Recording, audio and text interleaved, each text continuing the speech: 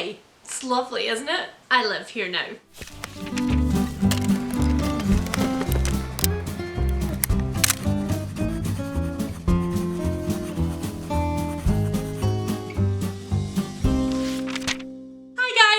And welcome back to another video with a slightly different background. That's right, the booktube aficionados amongst you will probably be able to recognise where I am, but I will give you a minute, just a minute, to put your guess down below in the comments before I tell you. Are we ready? 3, 2, 1. I'm in Djinn's house. Because what does one do when everything goes wrong in one's life?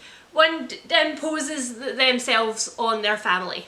A lot of things have happened in the last week or so that I don't think I'm entirely ready to talk about on camera right now. But Harry and I's house is currently a construction site, and so I have come to Djinn's for the day to film and have a shower. I have no water in my bathroom. Yes, that's right, I just turned up here today and it was just me and my body odour and my rage. But now that we are here, everything is cushy. That is a word that I have never used before. I will probably never use it again. And we are aggressively not here to talk about the state of my house, but instead the things that I have thrown out of my house. That's right. It's time for a salty book haul. The actual title of the series is a slightly salty book haul, but we're just going with straight up salty today because everything in my life that could go wrong has gone wrong, and I would like to pass on the pain. But before we get on to the pain, I would like to thank the sponsors of today's video, Traffic Puzzle. Because what's the other thing that you do when you are extremely stressed and your entire life has exploded? We play fun mobile games with cute characters and cars. Traffic Puzzle is a free-to-play mobile game, which is good because I am obsessed. And it combines that kind of like classic match 3 mobile game format with some new, really fun storylines. Essentially, your mission in Traffic Puzzle is to help all of the emergency vehicles get to where they need to be. That's right, you get to play like Grey's Anatomy and ER and like, I don't know any cop shows or anything with a rescue helicopter, but you get to help those types of emergency people. But the very, very best thing about Traffic Puzzle is that there are always new game events and new levels being added, which is good because I'm racing my way through. So if you would like to relax, forget about the busy world and pretend that you are an emergency service hero for just a little while, download Traffic Puzzle. You can do it by clicking on my link down below, and if you click on my link you also get to support my channel, or you can use my handy dandy QR code. Look at me being all modern technology. Before we get too distracted by Traffic Puzzle, because I don't know about you, but stress makes me a very distractible person, let us visit Leanne's UNHAUL pile, and to do that we will use the magic of on-screen technology because all of the books, they're gone. They're out of my house. Let's start off with 2 absolute no-brainers, books that you guys already know I hated, and so they left my house at the first physical opportunity to remove them. First up, we've got House of Correction by Nicci French. I mentioned in my last wrap up that I had recently tried Blue Monday, and if this wasn't an audiobook, this would also be going on my UNHAUL pile. I really loved the plot of House of Correction. It was really unique. It was a take that I hadn't seen before in a thriller, and I loved the pacing. I felt like I was ripping through the book. But when we got to the courtroom scenes where the main character defends herself, I wanted to poke out my eyeballs. She made so many nonsensical, stupid decisions, and at that point the writing also got super repetitive, which was something that I discovered in Blue Monday. It's like the writers kept honing in on certain character points that they really wanted you to remember about their characters, and so they just repeated it over and over again. Like they didn't trust you to have internalized the information they gave you 20 pages before. By the time I got to the end of House of Correction, I actually didn't care who did it. I didn't care if she did it or the other person who I guessed had done it. I just wanted it to be over. So she gone. The other one that is an absolute no-brainer that I'm sure you guys are not shocked that I'm getting rid of is The Push by Ashley Audrain. This is one of the worst kind of thriller books, a thriller which is not actually a thriller. It's a book which just happens to contain a twist at the end which does not make it a thriller, but obviously the publishers didn't know where else to market it. This was essentially a trauma narrative written as a really long letter from a character that I did not care for. And then every other chapter was a flashback chapter which would detail, and I mean detail, the abuse of that character's mother historically. But because we didn't actually get anything from her mother's point of view and it was sort of a weird omniscient narrator, it felt really oddly voyeuristic. I also hate that in the last couple of years so many straight up trauma narratives have been published that are not there for any other kind of purpose other than to shock you and show you the horrible things that can happen, more specifically usually to women. And there are no like hope moments in there or peaks and troughs. There's nothing to like learn from it. There's no moral thing at the end. It's just, here's some traumatic stuff that happened to this character. Wasn't it terrible? And I'm straight up not about that life. So she also gone. Okay, so into some books that I haven't directly mentioned yet in any of my wrap-ups. Because I do wrap-ups that are tops and bottoms based, so the very best and the very worst, you often don't hear about the it was fine, or yeah, it was good, or the just meh books that I read. And a couple of these next books fit in nice and neatly to the just meh category. So first up we have Girls with Sharp Sticks by Suzanne Young. I said that in such an accusatory way, Suzanne Young, but this one wasn't a horrible book, it was just kind of meh. The writing was just bad. I just don't know how this got published without another couple of like really good edits. It was very he said, she thought this, she did this. I think that was also sort of because these were supposed to be beautiful, well-trained, top of the crop women, and in between that kind of like ploddy, semi-boring narrative, because I didn't really care where we were going because I wasn't really invested in any of the characters, it became sort of weirdly male gazy. Like the entire thing just kind of felt a little bit skeevy, and not like, ooh, ominous, bad things are gonna happen skeevy, not like there was a villain with a purpose, just kind of the whole thing made me feel a little bit ick and like I needed a shower, but not in the good way. Not like the shower that I just took in Jean's house that made me feel like a human again, but the other kind of shower. The kind where you're like, I want to be able to bleach this book from my brain. Next up we've got The Consequences of Love by Gavanndra Hodge. This one is actually a memoir about Gavanndra's life growing up with a parent who was a drug dealer, another parent who was just kind of bad at being a parent and pretty absent, and also about her little sister who died in really horrendously traumatic circumstances when she was very young. I read a lot of memoirs like this which are kind of family explorations where somebody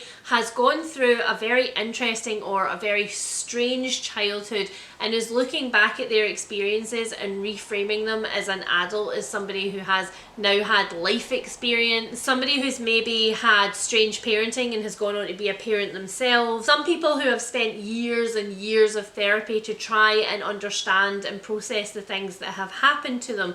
And I really love that kind of memoir. It's second only to the kind of family mystery memoirs where there's been like a strange thing that has happened or somebody has died and they've discovered a secret and they're exploring that secret throughout their family tree. But this one was, ooh, it was a little bit too close to the bone for me. And mostly I think that was Gavanndra Hodge's writing style. She's very matter of fact and everything is very starkly conveyed to you, which I'm sure is how it feels for her. And so obviously there's that usual disclaimer when it's a memoir, I'm not critiquing her personal experience, but instead the way it is being conveyed to me, and I really didn't enjoy it. Instead of kind of traveling with her through her emotions, I kind of spent every other chapter being like, oh god, that is awful, I just want to save you from it. And all of the events felt really fresh and really raw, like they were happening now. The very start of the book opens up with her little sister dying. They were personally, for me, almost as traumatic as if I was sitting there watching them myself, which I guess sort of is a thing to commend Gavanndra Hodge's writing, and I'm not saying that this one is a bad book or you shouldn't pick it up. I think if any of this sounds interesting to you, then you should run and pick it up, but for me it was just a little bit too much in the moment, and so I decided to set it aside for other memoirs that maybe would not be quite so difficult to digest. Next up I have a really sad one, you guys, one that I'm just so depressed about. My rule now is that I do not keep any books on my shelves, if I do not think that at some point I will reread them, or of course if they are an unread book or maybe like a childhood book. I just don't have the space in my house for books that were just fine or books that I enjoyed but probably I'm not going to read again. And so because of my new rule, I had to unhaul this one, and it was so depressing. I was so sad.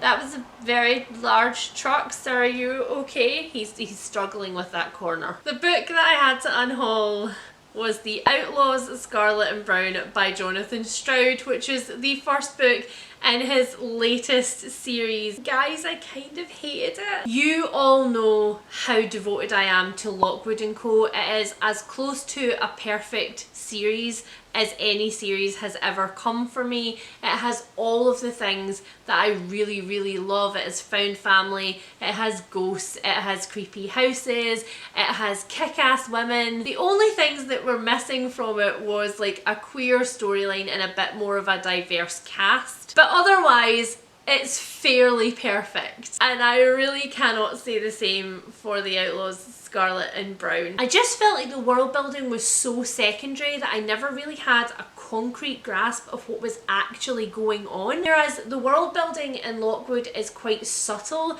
and we're mostly following the characters, and then you get things dropped in where you're like, oh, they don't have that type of technology, that's interesting, what do they have instead? And this one, it was just kind of like Jonathan Stroud went, we'll do that later. Or they'll get this from context, and that didn't work. It did not work for me. The characters were still Jonathan Stroud's characters. They were like really quick-witted, there's a lot of humour, there's a lot of back and forth dialogue, which I really enjoy, and like I don't know if you actually like this person, but you're hanging out with them anyway and I'm enjoying your interactions. But they're just not the types of characters that I'm going to get invested in, which is entirely different from Lockwood & Co., which was one of those series that I was invested from the first page. And I'm sure that book 2 in the series is probably going to give a lot more answers to all of the questions that book 1 set up, and I guess it did kind of just feel like a set-up novel, but I also don't really want to hang around and wait. Like I don't care enough to read book 2. So depressed. Next up we've got Brood by Jackie Polzin, otherwise known to the world as the chicken book, and I'm not gonna lie, I almost kept it just because the cover is so cute and it very, very nicely fits in with my kind of cottagecore slash plant queen menagerie witchy vibe, but I just don't have the shelf space to keep it just because it's a pretty book. And you know what, this was not an awful book by any means. I did actually enjoy the experience of reading it, but it is also not what I was hoping it was going to be. The blurb of this one very much tells you that it is a woman who has decided that she is going to keep something alive in her life, that everything has gone wrong and her one task is going to be these chickens. She buys these chickens, she builds a coop for them in the backyard, and it's her one mission through the elements, through predators, through her own lack of knowledge, to just keep these chickens alive. It's all she has told herself that she needs to do. And it is about that, it definitely is, and there's a lot of funny moments with the chickens, particularly when she hands over an egg to one of her friends and they're like, why is it warm? But there are also a lot of themes in this one which I did not expect and which were not advertised anywhere, and I really think that publishers need to do a better job of having a trigger warning page at the front, of having somewhere that's standard in all editions that just says, here are the things that are themes in this book. If you do not want to read them, this book is not for you. Because it's not a spoiler if it's the choice between you and your peace, right? And this book featured very heavily themes of motherhood and child loss and infertility and the guilt that comes when your body doesn't do what it's supposed to, and I just did not need it. I did not need it. It was a surprise for me. I had no idea that that was where it was going, and then when it happened I was like, wow, okay. I was pretty blindsided by it.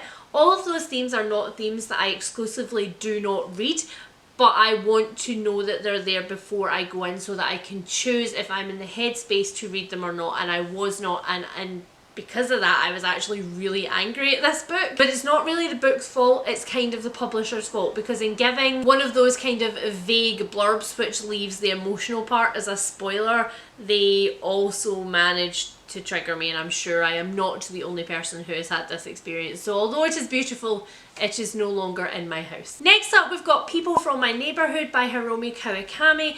I am really sorry. This one was a gift from my wish list, and the little like gift note thing fell out of it when I was making my list of UNHAUL books. I cannot find it in the absolute chaos of my broken house. So if you were the one who gifted me this book, thank you so very much for doing so. It's always really awkward when you're unhauling or trashing a book that was on your wish list. In fact, The Push was also on my wish list. My lovely friend Sarah got me it, but I feel like Sarah and I don't need disclaimers when we trash books. It's hard sometimes, but I think we should always try and remember it's the thought of giving the thing and saying I thought about you enough to buy you something that I thought that you might like. It's the act of giving that is the thing that we keep and that is the emotional thing, not our reaction to the thing itself. I think I've said more before this book than I have to say about this book. This is very short stories translated from the Japanese about a neighbourhood, and we follow lots of different people through this neighbourhood. It is magical realism, it is fantastical. I sometimes really click with that, I sometimes do not. In this case, the stories were just too short. Instead of leaving me going, oh wow, that was really interesting, oh that concept was really cool, it just left me going, why? What was the purpose? Some of these stories are just so freaking vague, and some of them are actually really unsettling, and then there are others where I'm just like, I don't know what I was supposed to get from that, but evidently I have missed the point. I really love Japanese fiction, and I have read a lot of it, and I will continue to read a lot of it, but there are some times that I just think this is maybe a cultural tone that I am not gelling with. And so I think for this one I'm kind of 50-50. Half it was maybe the book and half it was maybe me. Next up we have Nothing But Blackened Teeth by Cassandra, which is a very, very small horror novella that I picked up pretty recently, and it was very interesting because I picked it up and I read it straight away and I was like, wow, I hated that. And almost the minute that I finished it and thought that to myself, all of these reviews just suddenly started popping up in my bookosphere from people that I follow and friends of mine that were just like, this was awful, and I haven't seen a good review of this book so far. So if you're that person, you know that I like opinions, please tell me down below why you enjoyed this, because I found literally no redeeming features in the entire thing, and it was so short. It was so short. It had so much potential to redeem itself, but it did not. I just felt so disappointed by every aspect of this book. I was hoping for like a deep dive into Japanese folklore, and that is not what happened. Instead, there was just a bunch of really unlikable characters going through a vaguely horrific thing, which made almost no sense. I just don't get it. So many things were bad. The writing was flowery and overwrought. The actual dialogue was super stilted. The entire thing felt like I was meant to get the joke. Like, by the end of it, I was meant to go, oh, that was what this book was about. But that never happened. And instead, I was just left going like, really? Is that it? I don't think I've ever described a book before, any book at all, as pointless. It's like a story that didn't need to be told in any way, but that's what I'm going with for this one. I didn't get it. I don't know why it exists. I don't know what it was trying to do, and I don't know anybody else who knows. So I'm serious, if you liked this, please tell me why you liked it, and explain to me if there was like something going on that I just was not getting, because otherwise I can't get that 2 hours of my life back. Next, there's one that I absolutely know that some of you guys are going to be really upset with me for, and I'm really sorry. This This one is A Master of Djinn by P. Djèlí Clark. That's right guys, I have decided that I am not going to finish it. Again, I talked about this one in my last wrap up where I said that I had bought this book and I didn't know there was a short story, or in fact there's two short stories that come before it, kind of set up the universe and give you a little bit of an insight into the characters. And so I was like, oh, I will read these short stories first. That was when I discovered that this is in fact not a historical urban fantasy, but it is steampunk historical urban fantasy. And I have no love for steampunk, you guys. I am not a fan of it. I have no love for cogs and wheels, and actually I have a little bit of a metal phobia that I don't think I've ever talked about on the channel before, and I'm probably not going to because I can't without squicking myself. Steampunk kind of leans into that. The most steampunk thing that I have been able to read and have got all the way through is, oh, why? There's so much going on in my life right now that I feel like I can't think more than two thoughts in advance and keep it straight. It's this series that I cannot think of the name of right now, but you guys know that I absolutely adore all of the books of, and I love the author, and I don't, why can't I? Never mind. That's steampunk, and that's like okay steampunk, like there are airships and stuff, but there's no details about the machines. And the P. Djèlí Clark one had like automatons and actual robots that did things, and I'm just not about sentient robots. I don't mind reading sci-fi where we're talking like AIs and stuff, but sentient robots just, it just destroys my ability to submerge myself in the book. Every time it's on the page, I'm like, oh, I'm reading a story and these things exist. And I didn't like it. And a lot of you told me that the book did not really heavily focus on that, but I did try the first couple of chapters and I was just so turned off that I didn't even really want to give it a chance, so it's gone. And this one is definitely a case of it is not the book, it is aggressively me. It is absolutely my fault, it's my reading taste, and P. Djèlí Clark is wonderful and I will continue to read their stuff, but not this stuff. Next up is actually a series. I had the box set of the first 3 books in this series and then the next book in hardback, and I tried, guys. I tried really freaking hard, but it's just such a bad series. The series I'm talking about is the Witchland series by Suzanne Dennard, and I just, a lot of people I think are going to see this and are just going to go, oh well, Leanne's done with YA fantasy and that's just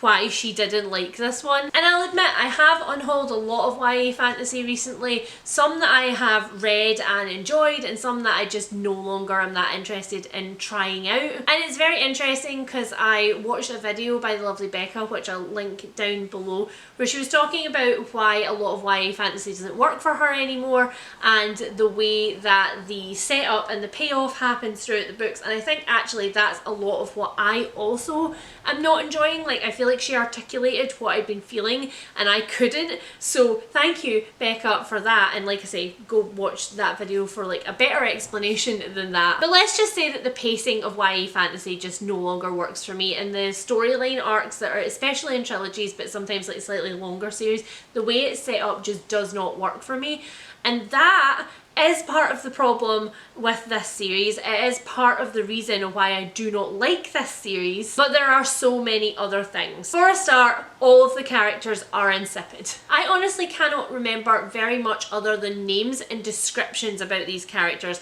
I don't really know how they feel, I don't really know what they like, I just felt like they were empty shells that were being navigated through the plot. Which was especially problematic when it came to all of the really stupid decisions that they made. Decisions that seemed on the surface impulsive, but if you sat back for a second were immediately like, yeah, the author just needs that to happen because of the plot. Because the plot is meant to go here, I'm just not convinced in any way that the character would go there and do that, so they're just going to make a really dumb, impulsive choice so that we can move forward. On top of that, there were so many different places and so many different pieces of this plot that I was just like, wait, where are we going and what are we doing now? And we kept focusing on characters that I liked even less. Like, if I had to choose, there were a few characters I wanted to follow, but it was never those characters that we got to focus on, and I was just very over it. And then finally, I am not convinced at all by the magic system in these books, and I think it's because